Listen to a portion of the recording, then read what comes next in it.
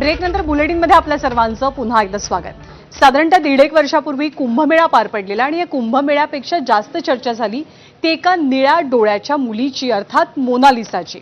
Mona Lisa या कुंभमेळ्यामध्ये माळा विकत होती आणि तेव्हाच तिला एका कॅमेरामनने कॅप्चर केली आणि ती देशभरात फेमस बनली। पण आता याच मोनालिसानं आपला मुस्लिम प्रियकर फरमान खान सोबत विवाह केलाय।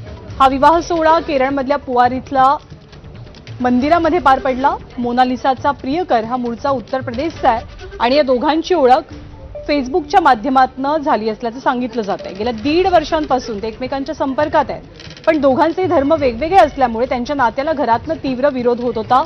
मोनालिसावरती जोरदार टीका सुद्धा होतीये, ट्रोलिंग सुद्धा होत आहे। मोनालिसानं तिच्या मुस्लिम प्रियकरासोबत लग्न करण्यासाठी आपलं घर सोडलं आणि केरळ गाठलं।